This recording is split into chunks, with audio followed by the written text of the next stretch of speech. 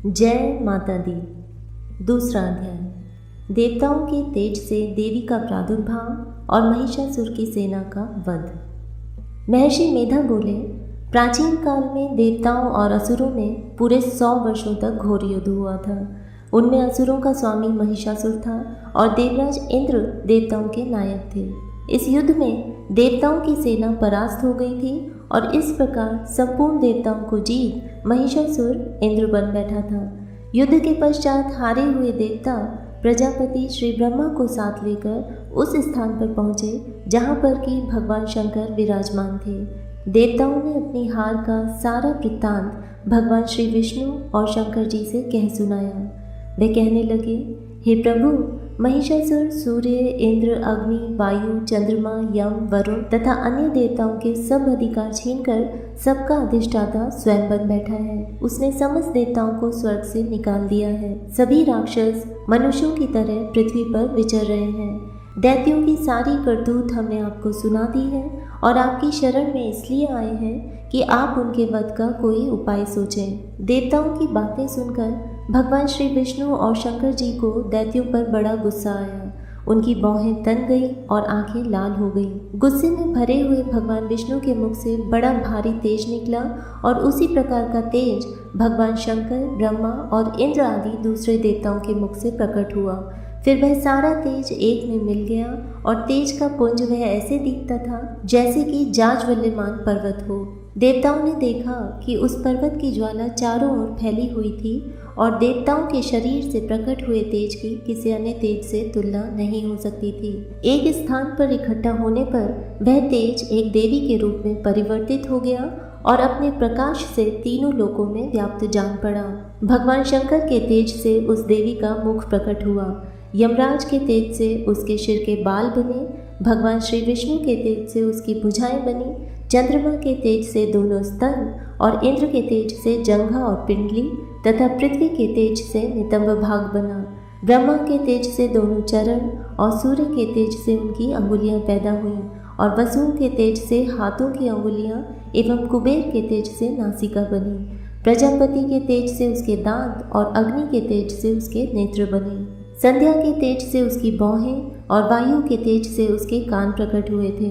इस प्रकार उस देवी का प्रादुर्भाव हुआ था। महिषासुर से पराजित देवता उस देवी को देखकर अत्यंत प्रसन्न हुए। भगवान शंकर ने अपने त्रिशूल में से एक त्रिशूल निकालकर उस देवी को दिया और भगवान विष्णु ने अपने चक्र में से एक चक्र निकालकर उस देवी को दिया। वरुण ने देवी को शंख भेंट किया। अग्नि ने उसे शक्ति दी। वायु ने उसे धनुष और बाण दिए। सहस्त्र नेत्रों वाले श्री देवराज इंद्र ने उसे अपने वज्र से उत्पन्न करके वज्र दिया और ऐरावत हाथी का एक घंटा उतारकर देवी को भेंट किया। यमराज ने उसे कालदंड में ले एक दंड दिया। वरुण ने उसे पाश दिया। प्रजापति ने स्फटिक की माला दी और ब्रह्मा जी ने उसे कमंडलू दिया। सूर्य ने देवी के समस्त रोमों में अपनी किरणों का तेज भर दिया।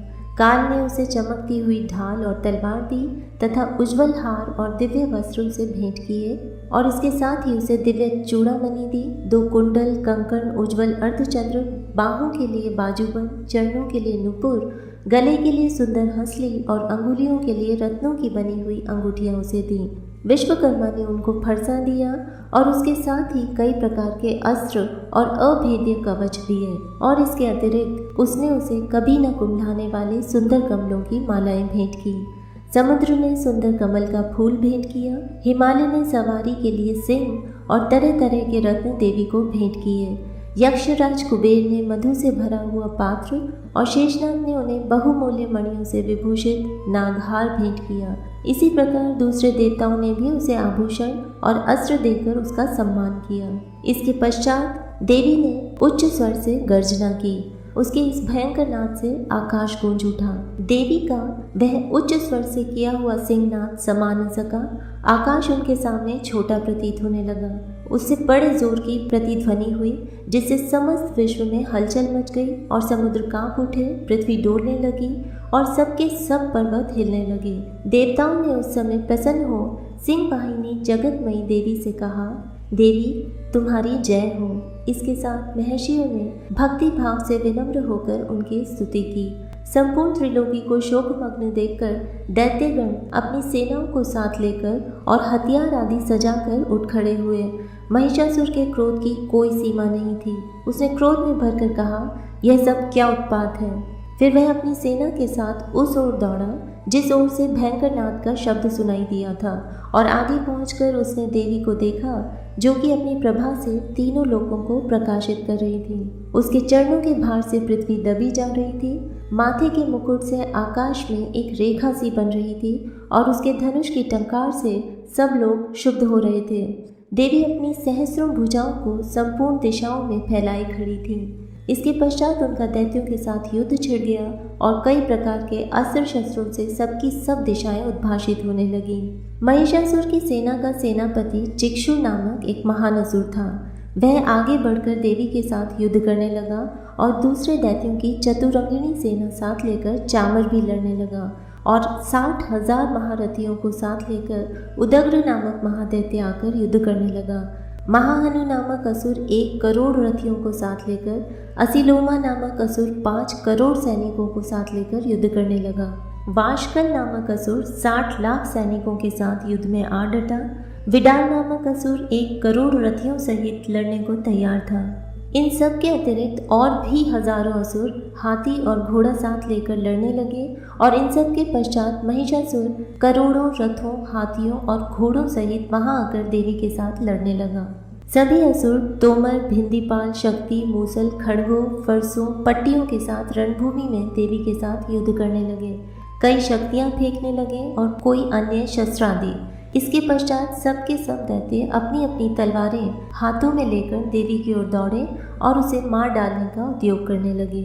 मगर देवी ने क्रोध में भरकर खेल ही खेल में उन सब के अस्त्रों शस्त्रों को काट दिया। इसके पश्चात ऋषियों और देवताओं ने देवी की स्तुति आरंभ कर दी, और वह प्रसन्न होकर असुरों के शरीरों पर अस्त्र शस्त्रों की वर्षा करती रही। देवी का वाहन भी क्रोध में भरकर दैत्य सेना में इस प्रकार विचरने लगा जैसे कि वन में दावानल फैल रहा हो। युद्ध करती हुई देवी ने क्रोध में भर जितने श्वासों को छोड़ा, वह तुरंत ही सैकड़ों हजारों गणों में परिवर्तित हो गए। फरसे, भिंदीपाल, खड़ग तथा पट्टिश इत्यादि अस्त्रों के साथ दैत्यों से युद्ध करने लगे। देवी की शक्ति से बढ़े हुए वह गण दैत्यों का नाश करते हुए ढोल, शंख व मृदंग आदि बजा रहे थे। तदनंतर देवी ने त्रिशूल, गदा, शक्ति, खड़ग इत्यादि से सहस्रों असुरों को मार डाला। कितनों को घंटे की भयंकर आवाज से ही अवलोक पहुंचा दिया। कितने ही असुरों को उसने पास में बांधकर पृथ्वी पर धर घसीटा। कितनों को अपनी तलवार से टुकड़े टुकड़े कर दिए और कितनों को गदा की चोट से धरती पर सुला दिया। कई दैत्य मूसल की मार से घायल होकर रक्त वमन करने लगे, और कई शूल से छाती फट जाने के कारण पृथ्वी पर लेट गए, और कितनों की बाण वर्षा से कमर टूट गई। देवताओं को पीड़ा देने वाले दैत्य कट कट कर मरने लगे। कितनों की बाहें अलग हो गईं, कितनों की ग्रीवाएं कट गई, कितनों के सिर कटकर दूर भूमि पर लुढ़क गए, कितनों के शरीर बीच में से ही कट गए, और कितनों की जंघाएं कट गई और वह पृथ्वी पर गिर पड़े। कितने ही सिरों व पैरों के कटने पर भी भूमि पर से उठ खड़े हुए और शस्त्र हाथ में लेकर देवी से लड़ने लगे। कई दैत्यगण भूमि में बाजों की ध्वनि के साथ नाच रहे थे। कई असुर जिनके सिर कट चुके थे, बिना सिर के धड़ से ही हाथ में शस्त्र लिए हुए लड़ रहे थे। दैत्य रह रहकर ठहरो ठहरो कहते हुए देवी को युद्ध के लिए ललकार रहे थे। जहाँ पर यह घोर संग्राम हुआ था, वहाँ की भूमि रथ, हाथी, घोड़े और असुरों की लाशों से भर गई थी, और असुर सेना के बीच में रक्तपात होने के कारण रुधिर की नदियां बह रही थीं। इस तरह देवी ने असुरों की विशाल सेना को क्षण भर में इस तरह से नष्ट कर डाला जैसे तृणकाष्ठ के बड़े समूह को अग्नि नष्ट कर डालती है। देवी का सिंह भी गर्दन के बालों को हिलाता हुआ और बड़ा शब्द करता हुआ असुरों के शरीरों से मानो उनके प्राणों को ढूंढ रहा था।